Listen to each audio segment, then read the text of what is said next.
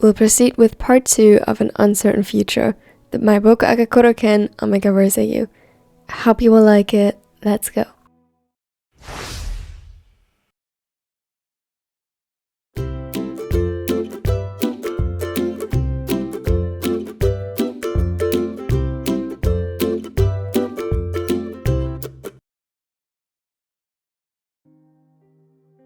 It's been almost 4 days. 4 days, and Kenma had barely left the room to eat or drink. He didn't really talk to any one of them, and even though that was at least partially normal, not considering the amount of time, it had never been this long, one thing was different. Usually, Kenma would still seek out their touch, search for comfort in their hugs and company, and let himself be grounded by their presence. This time, however, he avoided them, hid away and rejected any attempt from their side to get closer or talk to him. The longer this was going on, the more tension accumulated in the air like fragile threads cladding around them, invisible but bothersome, and slowly but surely it felt like they were wrapping themselves around their throats, making it harder to breathe. Each day, the net grew, taking their side and breath. Is it something about us? Did we do something? It came to everyone's surprise when Akashi was the first one to speak up. He was known to be an overthinker, but usually that was internal. Usually he was the most patient out of the four of them, the calmest and most level-headed. Yet it were his words, breaking the silence one morning. On one of the rare occasions, Kenma would force himself out of bed and into the kitchen. After the initial surprise faded, 3 pairs of eyes found Kenma's, searching for an answer in the ember cold. The air was thick with pheromones, and they could sense the slight change, as the already sour scent from the small omega soured further.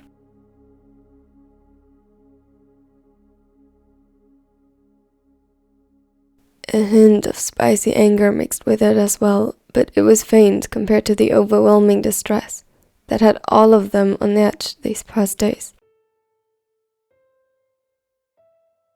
It's just that you avoid us and any attempt of us to get closer or comfort you. It would be much easier if you could tell us what we are supposed to do.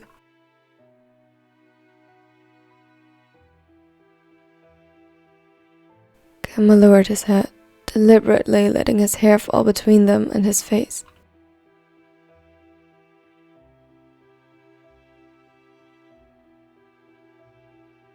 Koro placed his mug on the kitchen table with a sigh.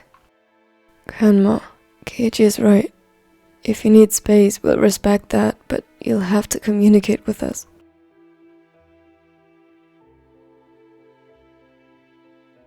He paused and furrowed his brows. I know that it's not easy sometimes, but we were doing so well lately. I mean, with everything that was going on, Keiji and us trying for a baby. Akashi could have sworn Kenma tensed further at that, and maybe even flinched. That was also something we could talk about, and we managed just fine. But that was the whole point. The communication had gotten so much better over the years that even when they approached the difficult topic of expanding their family, they managed to talk openly. It made Kenma's sudden silence all the more nerve-wracking.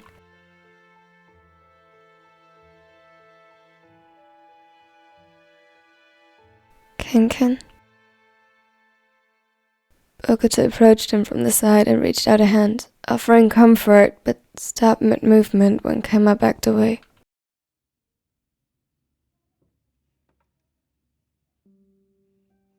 It was as if someone had pulled out the strings, effectively tightening them around their necks. We are worried, Kenma. Although I wish we could just talk it through, it's okay if you are not ready, just please tell us what you need. And if you're not sure yet, that's also fine. We can work it out together. I want to go to Shoya's for a few days.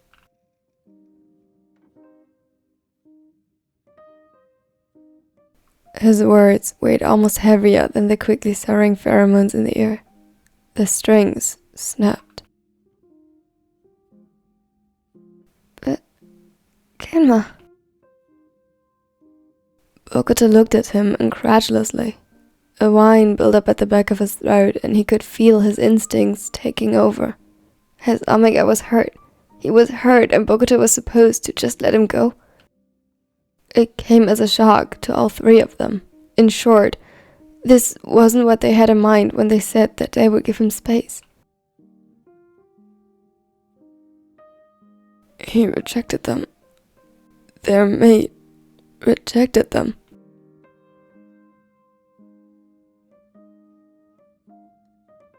It was hard not to fall for the wild emotions invoked by instincts that lingered and boiled right under the surface. Is that okay? Please.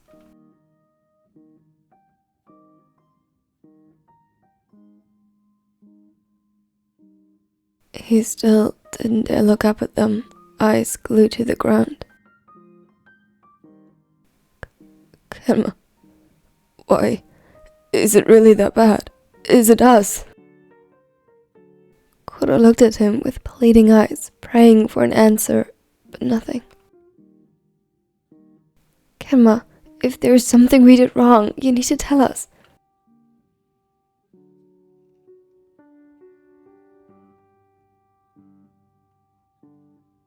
No, you didn't. A few tears fell from his eyes. He took a deep yet shaky breath in an attempt to calm himself. Please let me go. Just for a few days. Bokuto tried again to reach for him and gently took his hand. Came up at his lip but didn't pull away. His fingers trembled, but slowly it subsided under his touch. Kenma, if you need space, we won't stop you. If that's what you want, we never would. Just please promise me that it's not because of us. You would talk to us if it was, right? The gamer looked at him with wide eyes, but nodded slowly. Can I hug you? He hesitated. It was nerve-wracking. The idea his Omega would reject him scared Bokuto to no end. Kenma let go of Bokuto's hand. For a moment, Bokuto's heart clenched in pain, but it was quickly replaced by short-lived relief as the smaller tugged at his arm, signaling that it was okay. Immediately, the Alpha wrapped his arms around his Omega. It felt good to finally hold him close again, to feel his warmth and the steady rhythm of his heartbeat. The distress seeping into his scent was stronger the closer he got to the scent gland at his neck. He brought his hands up to scent him in the hope it might calm the other. Please be careful. He slowly backed away again. For a moment, Kenma's hands clenched around the fabric of his shirt tighter before releasing it. Bokuto held him by his shoulders and smiled brightly.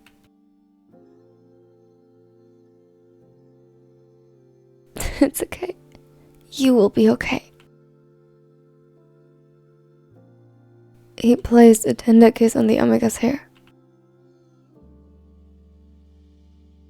We will always be here for you.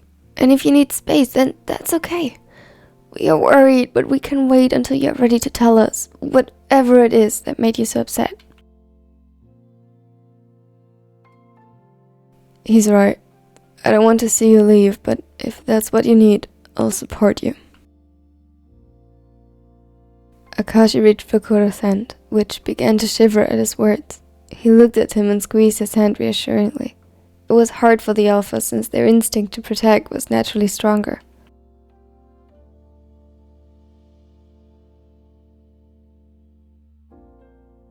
We all will.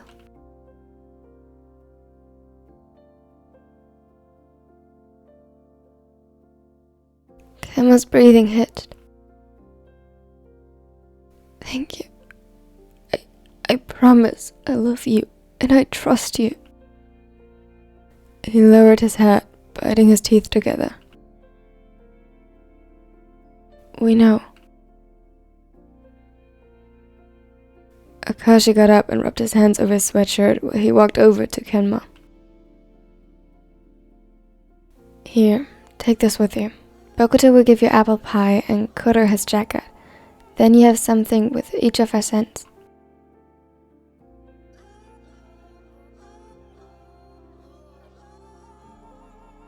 He smiled and kissed Kenma's temple.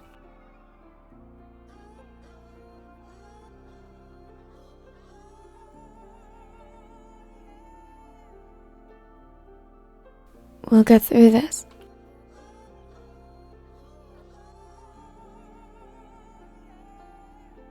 Kenma leaned into his touch before his eyes landed on Kuro again.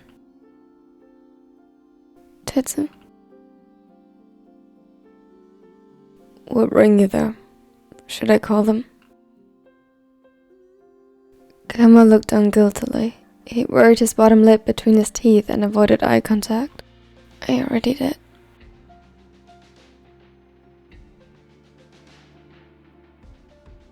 Kuro gulped.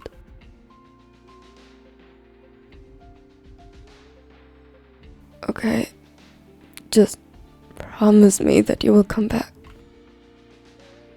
His eyes widened and with staggering steps he rushed over to his mate. He hugged him from the side and hid his face against his neck.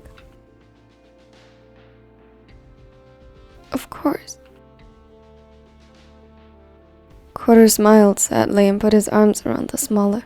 He pulled him on his lap and just like Bokuto scented him to calm the omega and drown out the smell of distress. I know, but I had to hear it. He breathed in Kenma's scent. Under all the sour stress, he still recognized the calming scent of petrichor, mixing with Bokuto's earthy scent with a hint of oak wood, and his own that closely resembled the scent of pine trees. You'll come home as soon as you're ready. Yes. Yes.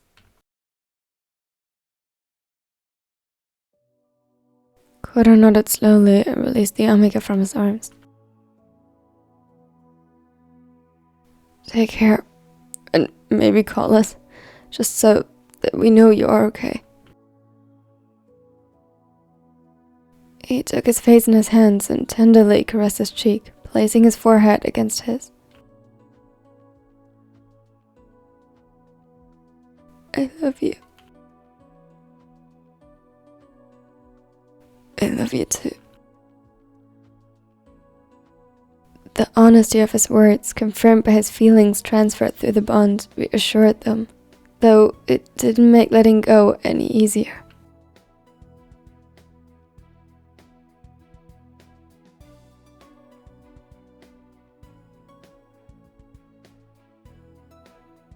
Thank you so much for watching till the end. I hope you liked this second part. If you did, consider leaving a like and consider subscribing so you won't miss out on the next parts. Coming very soon, by which I mean tomorrow. I hope to see you here for that. Furthermore, as you probably can already guess, we will get some Tsukiyama Kagehina as well. Yay! In later chapters also, some of the other familiar polyships will make their appearances. A special thanks to my nerdy neckers who supported me through all this whole time and make this channel possible the way it is. Thank you so much. Here are my other social media now with the added thing of chatty instead of wit. And now I hope you like it and have a wonderful and amazing day. Wake up, really gonna rise with the sun. Step 2, get some good, some food in you. Step 3, think real hard about what you wanna be. Step 4, everybody just do your thing. Wake up, today's gonna be a good day. Wake up, today's gonna be a good day. Wake up.